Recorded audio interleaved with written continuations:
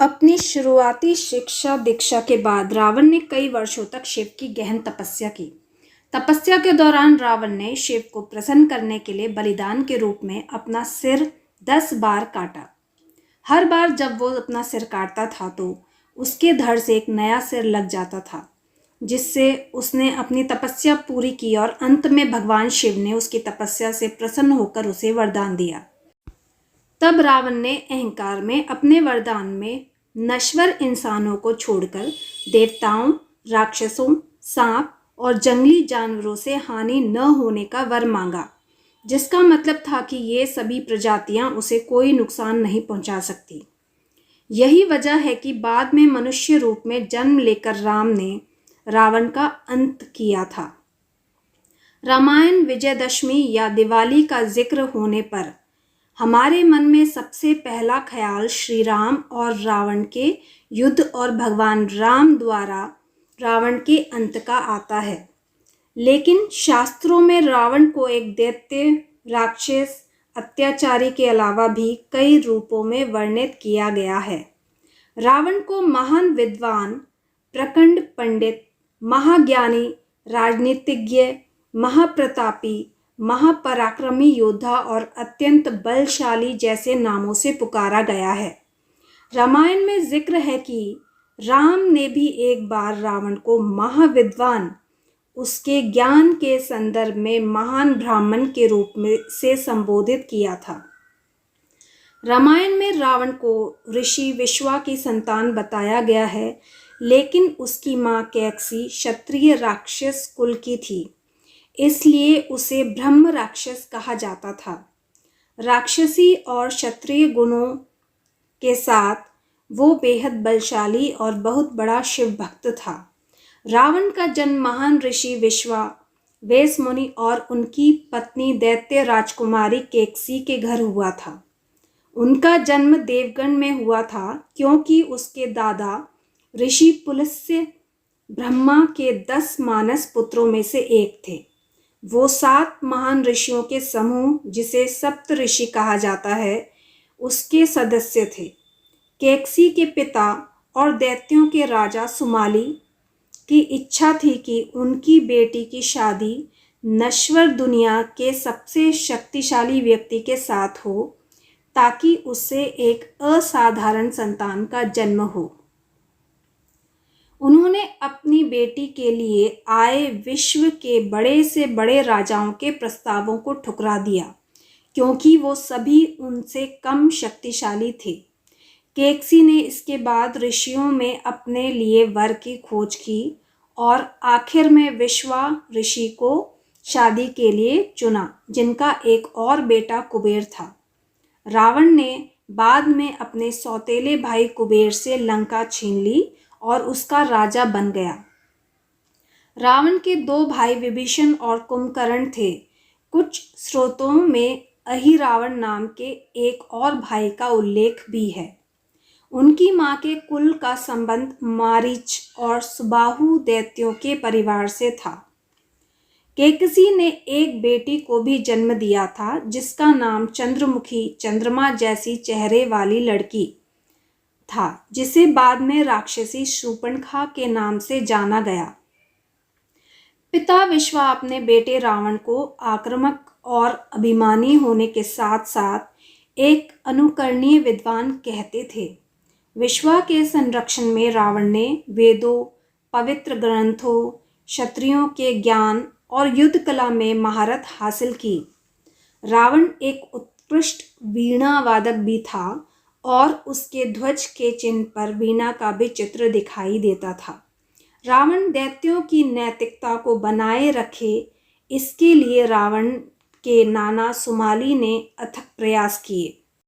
रामायण में वर्णन है कि रावण का यदुओं के क्षेत्र से घनिष्ठ संबंध था, जिसमें दिल्ली के दक्षिण में मथुरा शहर से लेकर गुजरात, महाराष्ट्र, राजस्थान के कुछ हिस्से शामिल थे।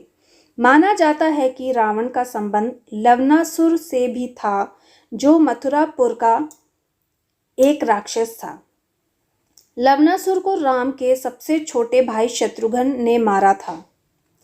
यदु क्षेत्र में नर्मदा के तट पर एक बार भगवान शिव की पूजा करने के बाद रावण को सबसे महान यदु राजाओं में एक राजा कार्तवीर्य अर्जुन के सिपाहियों ने पकड़ लिया और उसे कई दिनों तक अपनी कैद में रखा। रावण के संदर्भों में बहुत साफ साफ कहा गया है कि रावण पूरी तरह मनुष्यों या फिर असुर के समान नहीं था, वो इससे कहीं बढ़कर था। अपनी शुरुआती शिक्षा के बाद रावण ने कई वर्षों तक शिव की गहन तपस्या की। तपस्या के दौरान रावण ने शिव को प्रसन्न करने के लिए बलिदान के रूप में अपना सिर 10 बार काटा। हर बार जब वो अपना सिर काटता था तो उसके धड़ में एक नया सिर लग जाता था, जिससे उसने अपनी तपस्या पूरी की और अंत में भगवान शिव ने उसकी तपस्या से प्रसन्न होकर उसे वरदान दिया। रावण ने भगवान शिव से अमरता, सदा अमर रहने का वर मांगा, जिसे शिव ने देने से इनकार कर दिया, लेकिन उन्होंने उसे अमरता का दिव्य अमृत दिया, जिस वर का अर्थ था कि रावण जब तक जीवित रहेगा तब तक उसे परास्त नहीं किया जा सकता। रावण ने अहंकार में अपने वरदान में नश्वर इंसानों को छोड़कर देवताओं, राक्षसों, सांप और जंगली जानवरों से हानि न होने का वर मांगा, जिसका मतलब था कि ये सभी प्रजातियां उसे कोई नुकसान नहीं पहुंचा सकती। यही वजह है कि बाद में मनुष्य के रूप में जन्म लेकर राम ने रावण का अंत किया था। शिव ने उसे उसके सभी 10 कटे हुए सिरों के अलावा दिव्य शस्त्र और कई प्रकार के चमत्कार की शक्ति दी। इसी वजह से रावण को दशमुख या दशानन कहा गया। इन वरदानों को हासिल करने के बाद रावण ने अपने दादा सुमाली की तलाश की और अपनी शक्ति का विस्तार करने के लिए सेना का नेतृत्व करने लगा। इसके बाद रावण की नज़र लंका पर पड़ी और उसने उस पर कब्जा जमाने की कोशिश शुरू कर दी। लंका एक बेहद सुंदर और रमणीय शहर था, जिसे शिव और पार्वती के लिए विश्वकर्मा द्वारा बनाया गया था। बाद में ऋषि विश्वा ने लंका में यज्ञ के बाद शिव से उसे दक्षिणा के रूप में मांग लिया। इसके बाद कुबेर ने अपनी सौतेली माँ केकसी के जरिए रावण और अपने अन्य भाई बहनों को ये संदेश पहुँचाया कि अब लंका उनके पिता विश्वा यानी उन सभी की हो चुकी है। लेकिन बाद में रावण ने लंका को बलपूर्वक छीन लेने की धमकी दी, जिसके बाद उसके पिता विश्वा ने कुबेर को सलाह दी कि वो लंका रावण को दे दे, क्योंकि रावण अब अपराजय है। इस तरह रावण ने लंका पर कब्जा कर लिया।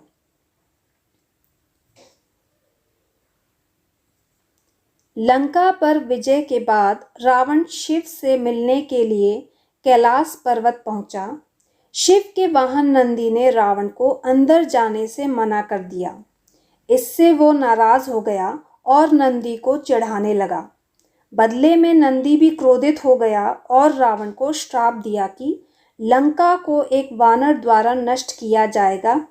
नंदी के सामने शिव के प्रति अपना प्रेम दिखाने के लिए रावण ने कैलाश पर्वत को उठा लिया और कहा कि वो शिव समेत पूरे कैलाश को लंका ले जाएगा।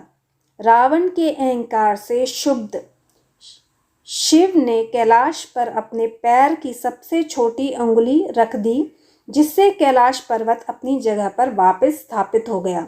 लेकिन इसी दौरान रावण का हाथ पर्वत के नीचे दब गया और पूरे पर्वत का भार रावण के हाथ पर आ गया। वो इस पीड़ा से कराह उठा। उसे तुरंत अपनी गलती का एहसास हो गया। तब रावण ने भगवान शिव को प्रसन्न करने के लिए अपनी नसों को तोड़ दिया और उससे तार की तरह इस्तेमाल करते हुए संगीत बनाया और शिव की महिमा का गुणगान करने लगा। इस तरह उसने शिव तांडव स्तोत्र रच दिया। इसके बाद शिव ने उसे क्षमा कर दिया और उसकी भक्ति से खुश होकर उसे दिव्य तलवार चंद्रहास दी। कहा जाता है कि इस घटना के दौरान ही शिव द्वारा उसे रावण नाम दिया गया, जिसका अर्थ है तेज दहाड़, क्योंकि रावण का हाथ जब पर्वत के नीचे दबा तो उसके रोने से पृथ्वी कांप उठी थी। रावण इसके बाद भगवान शिव का आजीवन भक्त बन गया था। रावण की क्षमता और शक्ति वास्तव में विस्मयकारी थी। रावण ने कई बार मनुष्यों, देवताओं और राक्षसों पर विजय प्राप्त की। पाताल लोक को पूरी तरह जीतकर उसने अपने भाई अहिरावण को वहां का राजा बना दिया। वह तीनों लोकों में सभी असुरों का सर्वोच्च अधिपति बन गया। कुबेर ने एक बार रावण को उसकी क्रूरता और लालच के लिए आलोचना की, जिससे वो बहुत नाराज हो गया। भाई के इस अपमान के बाद वो स्वर्ग की ओर बढ़ा और देवताओं से युद्ध कर उन्हें हराया। उसने देवों, मनुष्यों और नागों पर जीत अर्जित की। रामायण में रावण का सभी मनुष्यों और देवताओं पर विजेता के रूप में जिक्र किया जाता है। हालांकि रावण का अहंकार उसके अंत का कारण बना।